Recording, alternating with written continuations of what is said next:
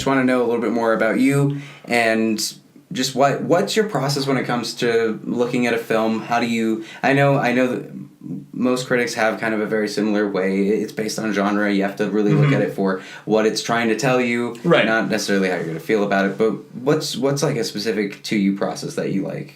So the big thing about movies I always try to go into is again, look at where the movie's coming from. So I'm not going to go into like a low budget B horror movie and judge it the same way I am, like, say, like Avengers or like an indie movie like Call Me by Your Name or something like that, because that's not what it's trying to do. So you approach it based on its own merits, and kind of compare it to other films in the same area. So if you're going to go see like the new Halloween movie, I'm going to think about how it affect how other horror movies are and how it's in relation to them, not like Citizen Kane.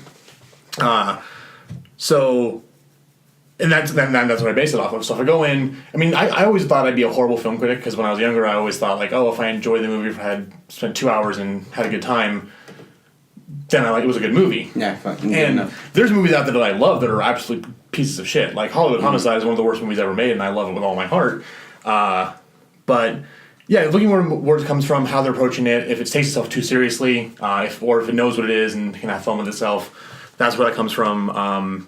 But my thing too is, while obviously I'm putting my opinion out there and I believe I'm right, you gotta kind of have that. Yeah, you have to be strong in your convictions in this world. and that's the fun thing is, like, so my other friends and I, we're film critics, like, we'll be sitting around talking about movies and we'll just lambast each other for liking a movie the other one didn't, or vice versa. But that being said, like, if you out there and you love a movie, like, I'm happy for you. Like, if you went out there and you truly 100% with all your heart loved 50 Shades of Grey and you think it's just a wonderful movie, I'm glad you got enjoyment out of it. It's a piece of shit.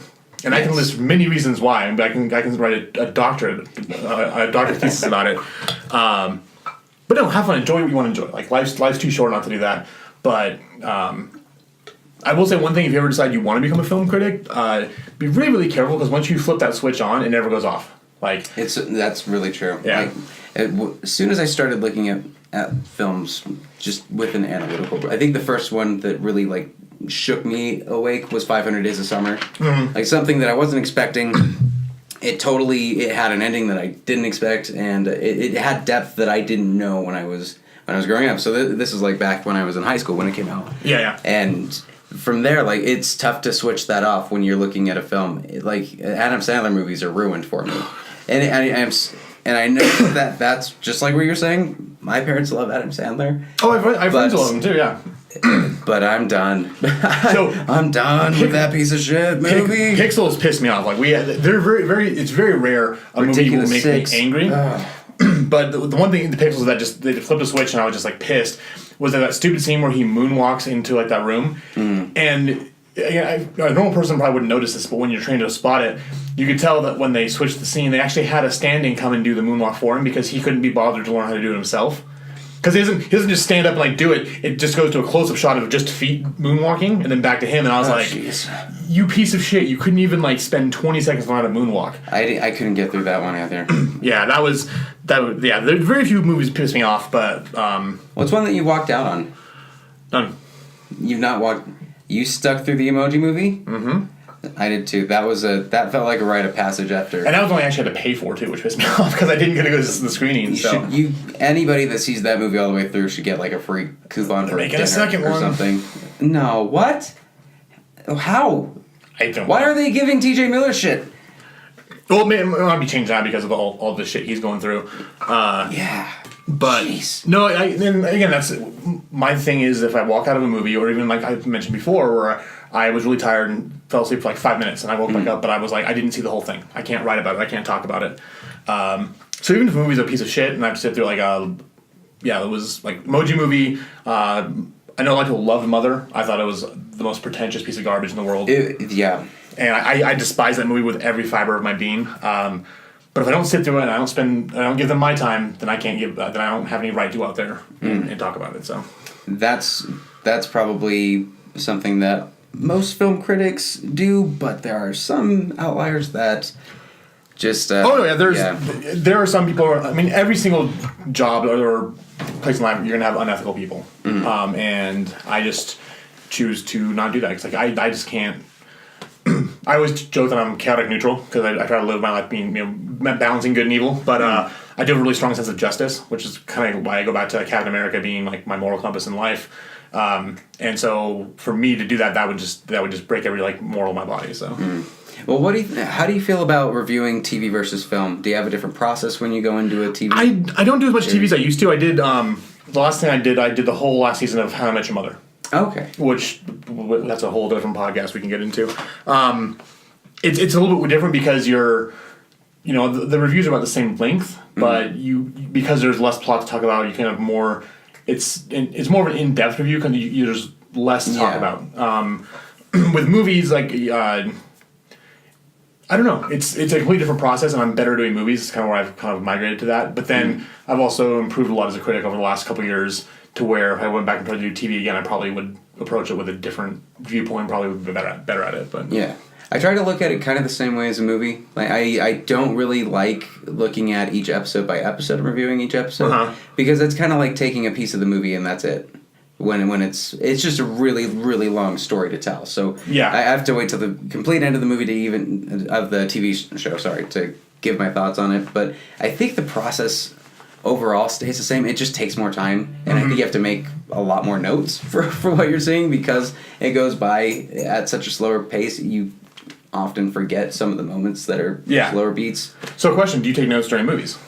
I try. It's usually chicken scratch for me. Like I think there's times where it depends on the movie. To be honest, like with Infinity War, I made like one or two small notes, but most of that was to me the experience, and so I didn't want to take away from that by trying to write down something. And I just kind of at one point just said, okay, I'm just gonna stay in the zone for it. But something that's a little bit more analytical, something that like Killing of a Sacred Deer is something to me where it's like you have to write something down to like really be like, what the shit just happened. Yeah, especially the ending of that. When I first started, I never took notes, and then my buddy was kind of recommended I do that, and so the last movie I ever did notes with was Jupiter Ascending, which was a piece of shit too. And I remember I went back, I wrote some notes down, but it was distracting for me. So my I don't do it because it really does distract me from what I'm trying to watch on screen and everything else. So but some people swear by it. The people that can do it are ballers. Like that's pretty.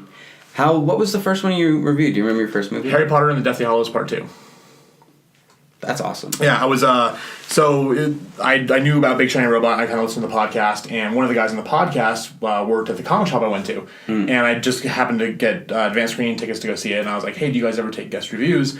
He's like, well, actually, Lucas over there is one of the editors, go talk to him, he just happened to be there. Yeah. And so I just had to introduce myself, said, hey, I'm doing this, do you guys want guest reviews? He's like, yeah, sure, and so I sent it to him, and then they liked it, and then after, a couple articles later, I had logins, and I was doing it professionally, so.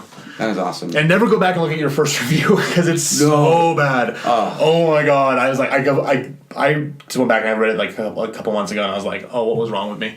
You had a much better start than I did. Mine was a running start at American Psycho 2. Oh, no, not the first one. Yeah, the one that everybody would like to talk about. Yeah. The William Shatner starring American Psycho 2. And I think my first review, because I was always way too nervous to get anything onto paper or put anything on video, and it took drunken rage to get me in front of a camera finally, because I was just sitting there and I was just doing I thought it was going to be good. But I was like, maybe it's something. It's the biggest piece of garbage movie I've ever seen, and it's not even fun like The Room or anything. It's just bad. Oh yeah, The Room it's bad, but like you can have fun with it. So that was my first, and then from there it's like, okay, now let's actually structure some stuff instead of just screaming and. You're like Bob, was it Barney from The Simpsons? Yep. Do you have like a what do you do when it comes time Oscar season? Like, do you kind of slow it down and kind of take it? No, so or is that like super busy time? So I'm a member of the Utah Film Critic Association. And so we do awards every year. So starting like the beginning of November till mid-December, they send us DVDs of all the movies in theaters. Like obviously not like Star Wars, those are the ones because we're not that big. Sure. But we'll get like all the indie movies, all the stuff that are pushing for awards. And so like Shape of Water and Lady Bird and all the ones that were Call Me by Your Name, we heard around Oscar season. And then it's just you're basically trying to cram as many movies as possible because they're still screening the big ones, so like Jumanji and Star Wars and everything else. But then your off time, you're just trying to like watch as many things as you possibly can, so that you can submit them up and then If there was any Oscar category you'd put in to next year, what would you add?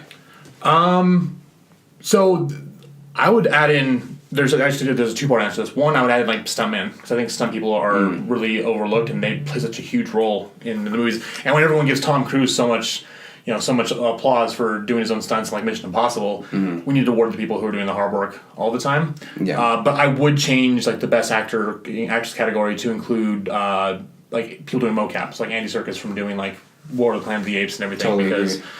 People say, "Oh, it's a digital thing." Like, well, yeah, but guess what? Gary Oldman put on a fat suit and had a ton of makeup on, and he won an Oscar. And yeah, what's the difference? So, it really it's just when it's a different it comes down to paintbrush. it. Yeah, Like you're and really with any acting, like when you first look at Gollum and it's Andy Serkis that's like the header of it. So yeah, maybe if a category comes in, there's going to be more progression to it. Like when Toby Kebbell was Koba, I think that was a cool start to like other actors being like immersed in this. But that category would be good. I wish there was something for casting directors as well. Like, yeah, just because of how big a part they play. Like, if you loved that character and you know it was because that actor worked and nobody else could, and normally that's how it works. Like, the director gives like the final say, of course, but they're not looking as much as the casting director is. So I think that could have a lot. And if you think about like probably one of the most brilliant casting decisions in almost I'd say film history is whoever cast the kids in the first Harry Potter movie. Because think about it, they had no way of knowing. And like, yeah, they were decent actors. They looked like the characters, like how J.K. Rowling thought they would look like. Yeah. But we had no clue that 10 years later they're going to be actually really good actors and being able to pull off these performances as adults that obviously they couldn't as a kid. So, but yeah, that's a cool idea. I don't know. I think there's gonna be, or there has been, a rift between like the Rotten Tomatoes critiques of movies, the audience score. You see it all the time with like Suicide Squad, which had a huge audience reaction to where people liked it. Yeah. But it was garbage. The same with like Batman v Superman, and with I don't know what the latest like. I think Justice League was the one that it really got boosted when it went to Blu-ray and DVD. Yeah. But what are your thoughts on kind of like how people are reacting to Rotten Tomato scores versus like audience scores? I think so. The biggest thing that people need to understand is like, yes, some critics do get paid for doing this, but the studios don't pay us anything. Like the cool. I get some swag every now and then. Like I actually got like a from Shape of Water. I got a big poster. It's like an anatomy poster of the creature, and like that's cool. And then to add like a letter from Del Toro in it.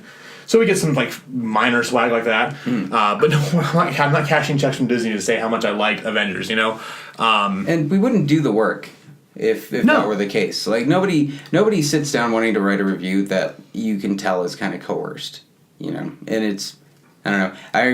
I really think that there is starting to be a divide between how critics view a movie versus an audience. I don't really know where that is. Exactly, like... Oh, I know right where it is. It's really simple. So, this is the biggest thing. So, how many movies do you see a year? Too many. I would say maybe...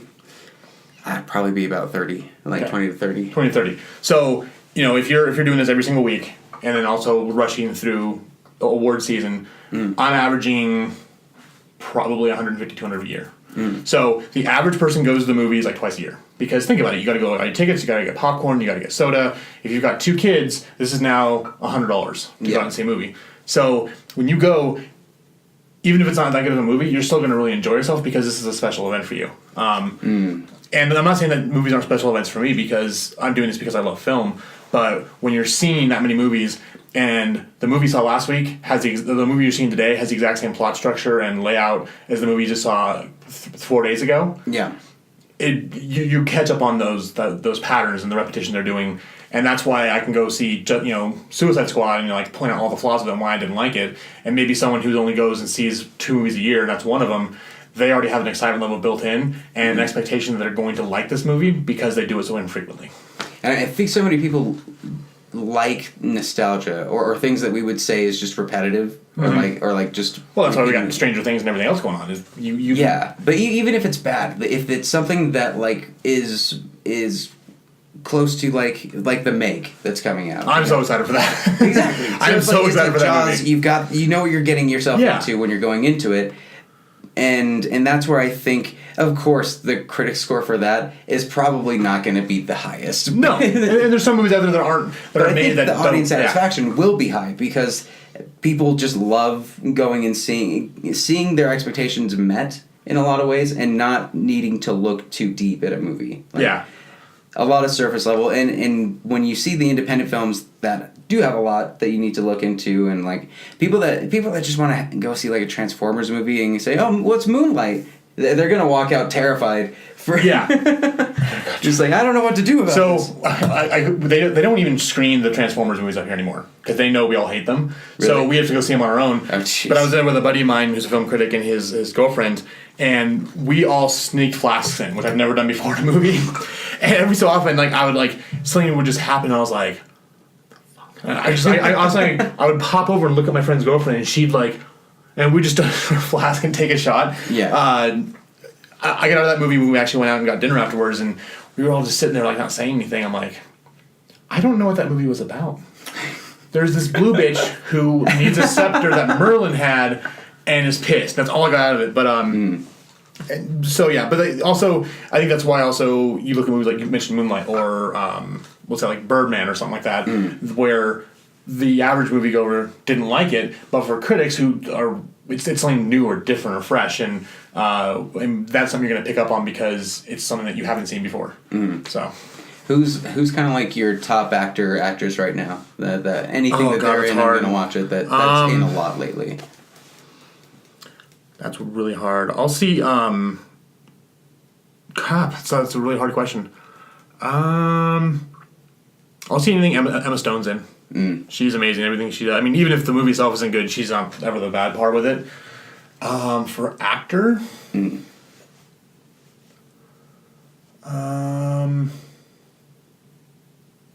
Shit, this one's hard.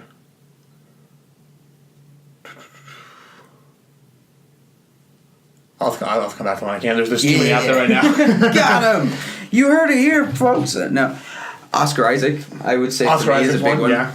Like, this guy was in a lot of Oscar movies this year. Michael Stromberg, or he was the dad in Call Me by Your Name. He was also the Russian dude in yeah. That dude, every movie he's in, I love him. Like, I don't know why his end scene in Call Me by Your Name was one of my favorite things of last year. Like that scene alone is worth the price of admission for me. That scene, and then the ending where Timothée Chalamet is just like staring into the fire. It's a continuous 5-minute take, and he's just like crying. I was like, this kid's gonna get an Oscar or get nominated at least. Taron Egerton. Anything he's in, I'll see. Oh yeah, and he's doing Elton John next, right? And he's actually doing all the singing for it too. He can sing. Oh wow. Yeah. That kid, he was plucked from obscurity. Like, he was straight from school right into Kingsman. Kingsman was the first thing he ever did, and he's always fun, and he always knows what he's doing. Like, he was Eddie the Eagle. He plays such a different character. It was almost unrecognizable, but you loved him for it. So could he have been a better Han Solo than what we were expecting to get from this new guy? I like Alden Ehrenreich. How do you say his name? You said it perfectly. That was okay. it. Cool. In Hail Caesar. Yeah, like the scene where he's kind of come up and he's Ray Fiennes? It was so simple. Yeah, yeah. And he's doing that scene with Ray Fiennes, trying to say the line over and over again. Just like I was like, when I heard he was to be Han Solo, I was like, this kid's got it. So he's really good. Ansel Elgort, whatever his name is, from Baby Driver. He's good and stuff. Hasn't really done much, but that one. Ansel, not Hansel. That's the Ansel Elgort. Ansel Elgort, yeah. Yeah, I always wanted to say Hansel, so that I remember not Hansel, Ansel, yeah. It's a very German name. No, he's good and stuff. Anything that Robert Downey Jr.'s in, I'll go. Like I said, Chris Evans too. Did you see Gifted last year? That was the Mark Webb movie, right? Yeah, I did. Yeah, that movie was just fantastic, and I was like, Snowpiercer. He was great in that. He can do a lot more than just do Catherine. He's on Broadway right now doing plays. Did you see his film that came out a couple of years ago? What was it? It was Was the one where he was the him lawyer? and Alice Cooper. He was like a trumpet player. It was one of those they meet in New York and spend the night. I don't think I saw that one. Going on an adventure or something.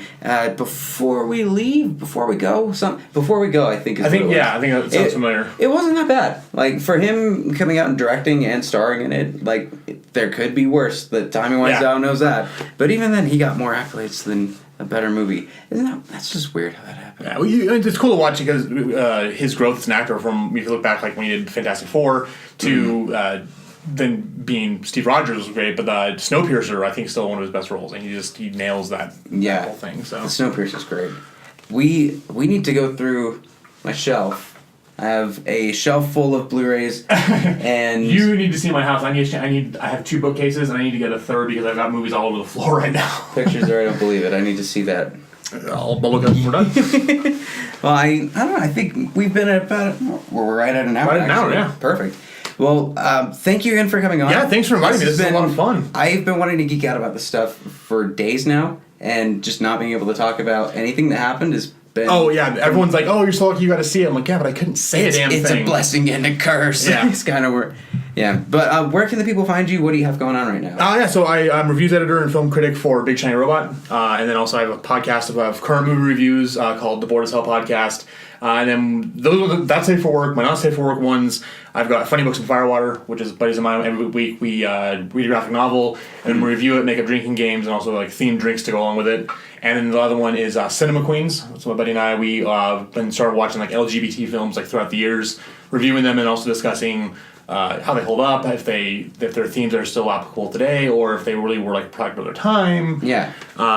And those are both. Yeah, we say horrible things. Like I've been censoring myself on that one. I shared some things with you that I talked about that were. I was like, oh god. Like my mom was like, oh, what'd you do? I'm like, I reported to my podcast. She's like, what is it? I'm like, well, you can never listen to it. But that's.